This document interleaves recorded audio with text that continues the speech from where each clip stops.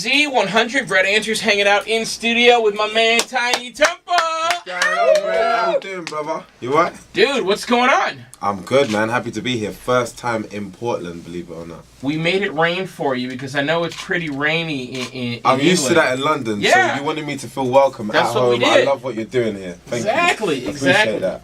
So the first question I have to ask you, and the other girl who's going to interview you later is going to get mad at me because it was her idea. Oh gosh. Can you please tell me what barat means? Barat. Well, basically, it's like a colloquial term in England. We kind of use it as like, it's like a slang, right? So, you know, when kids get really, really excited about something, or like a lot, it's a youthful thing. You just go barat. You know, like Jamaicans, right? Like barat. So Jamaicans like boomba. Sort of. Or Sean Kingston. He's goes, Jamaican. what the guan? He does that. Yeah, it's very similar to that. Okay. Yeah. Because I thought you were saying Barack. Like I thought you were talking about Barack Obama. I do say that in the next line. I say, man, I'm like a young and fully black Barack. Okay, so that leads me to the question. Okay, you're British. Talking about, you know, Barack Obama over here. You got the Queen over there. Yes. You got the royal wedding coming up. Yes. Is that all anybody's talking about over there? Because I feel like that's all anybody's talking about over here. It's not even our country. Are they talking about the wedding a lot? Yeah.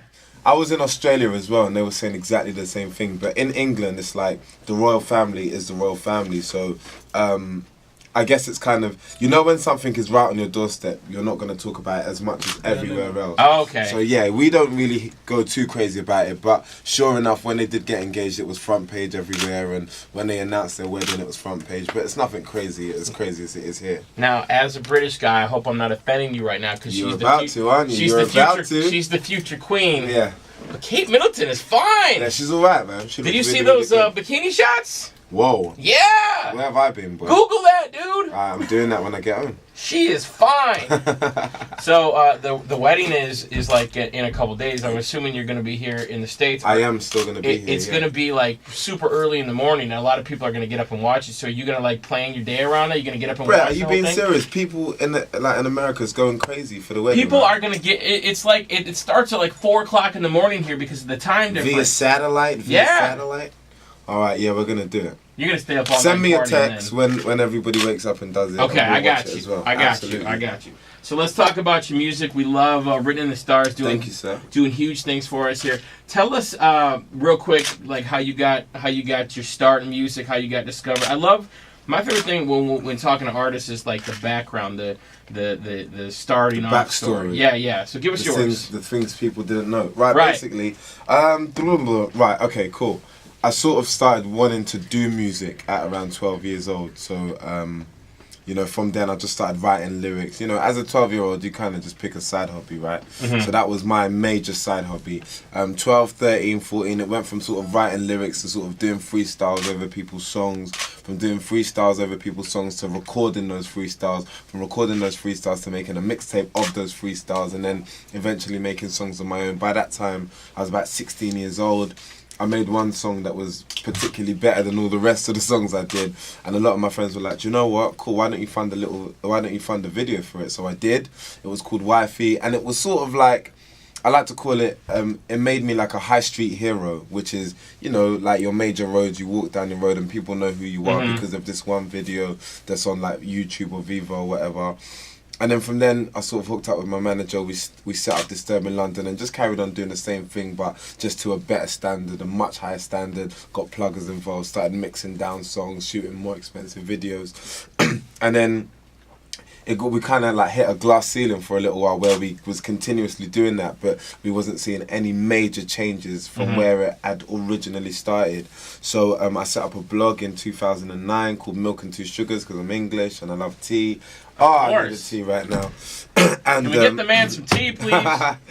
And yeah, basically got a record deal at the end of 2009, and yeah, I mean the rest is history. Recorded a song called Pass Out, which was my first single in the UK. Went straight to #1, has become like a really cult classic, if I do say so myself. And yeah, I mean the rest of it is history, you know. It's funny whenever I talk to British artists. Something I notice a lot of times when they're super famous in Britain, they come over here and they're just they kind of almost have to take a step back to where they were. You know what I mean? Like it's a whole nother ball game. You essentially got to kind of repay your dues. So it's amazing though. It's amazing, Brett, because it was such a journey. It was such a struggle. I don't want to say struggle as opposed to journey. Let's just say journey. It was such a journey. There was highs and there was lows. Yeah. And when things really kick off for you, no matter how hard you struggled, or if you just literally came off of American Idol, it doesn't matter. If it goes really, really well, you have the potential to almost end up in a sort of bubble where it's like, okay, I'm on a plane every single day. I'm in a certain class on that plane. I go into a nice hotel. So when you get to big, wide America, it's like, okay, cool, show me what you got. Like, you're going to perform in front of 10 people today. Right. You're going to have to nail it. Yeah. You're going to have to do meet and greets at this station. You're going to have to do that. It is a humbling experience, and I wouldn't change that for anything. That's awesome. If you can do it here, you can do it anywhere, like Jay-Z rightfully said. Right. I love it. So, you're performing tonight. You're on, how long is the tour? How long is the North America tour? We're here for a couple of months, so we're here. I do understand the amount of work it takes and the magnitude of this country as well. So we're putting in the work, definitely. When was the first time you stepped foot in America? Whoa, the first time I stepped foot in America would have to be, I would say, 2003, maybe 3 or 4. What's your favorite part of America? Ooh, I'm going to be honest with you. I think LA is my favorite part of America so far. Yeah. Remember, I still haven't seen all of it yet. Well, you haven't seen all of Portland yet. Exactly. You just got here. Portland Come on, is baby. a beautiful city, though. I It must is. say, it's one of the ones where I've came here and immediately just been like, wow, this place is lovely. So when you go to LA, let's say you've been overseas for a while, you've been back home, you go to LA, what's the first thing you do? Get some Roscoe's chicken and waffles. There you go, Exactly. Roscoe's chicken and waffles. That's the correct answer, right? I love it. it. We definitely do. We always say we won't again. Yeah. It's like you eat it, and when you're halfway through the meal, you're like, I'm never doing You this. eat it and then you feel like crap the rest of the day. I'm never doing this again. But sure enough, we do, and it's amazing. It is what it is. Oh, Oh, look! It's kind of you. She's Lisa amazing. brought up some tea. Thank you. Now, do you feel more at home now? You're amazing. And hot water. Look at that. Do you feel more at home now that you have tea? Tap, absolutely. All right, I love it. So tell us a little bit about the show. What if somebody's going out to the show tonight? What can they expect? Well, basically, I mean, the album's coming out in May, so I'm pretty much just showcasing, all the stuff from beforehand, which is like really, really amazing. And you do kind of get those avid fans who have sort of heard the name, heard Written in the Stars, and do all of their research. So I'm expecting those kind of fans to be there, which I'm really excited about. And I'm just going to show them what I've been doing. A lot of energy, a lot of interaction. This is still the very early stages, and like they always say, these are the shows that you will remember for the rest of your life, the preliminary shows in America. So Right. I'm going to give it 100%, and I'm going to have fun. So if you're around and if you're listening, make sure you come down. Okay, so, and I don't mean to always keep bringing it back to the British thing, Yeah. okay? But something that I've noticed with British singers and rappers and musicians in general, when in their songs, you can't really tell that there's an accent so much. And then, do you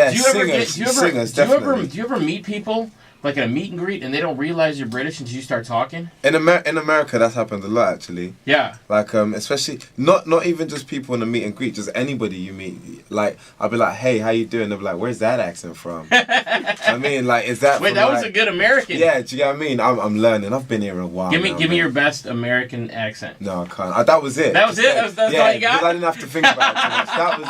That was it. So they're like, where's that accent from? Is it from, like, Massachusetts or Yeah. whatever? And they're just like, why would you think that? Like, this is clearly English. And then also, when you tell them that you're from England, they're like, oh, okay, If you're that from person England? thought you had a Boston accent, that person's probably the dumbest American you've ever met. So Well, I apologize on behalf all right, of no, America. not to worry. Apology accepted. And then sometimes, you're like, okay, I'm from England. They're like, you're from England. What language do you speak? I'm like, wow. Well, do you want to guess? But I'll tell you, I had a phone interview with Jay Sean not too long ago. Who's an amazing guy as well. And I guess this is my not doing my research too well, but I didn't realize he was British until I started talking to him. No way. Yeah. Then that's the job That's just half me being done, lazy, right? though. No, but that's the job half done, right? I mean, Yeah.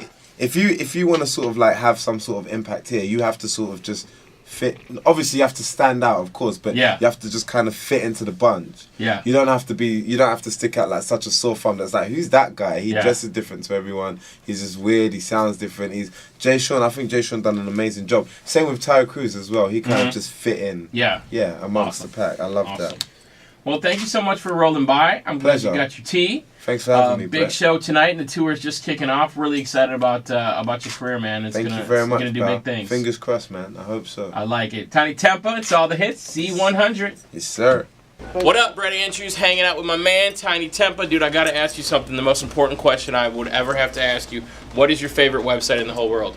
One website only. Z100portland.com. Z100portland.com. Go get the iHeartRadio app on your BlackBerry, on your Droid, on your iPad, on your whatever. What else? Everything you can think of, you can download it and get Tinie's records on 750 radio stations across the country.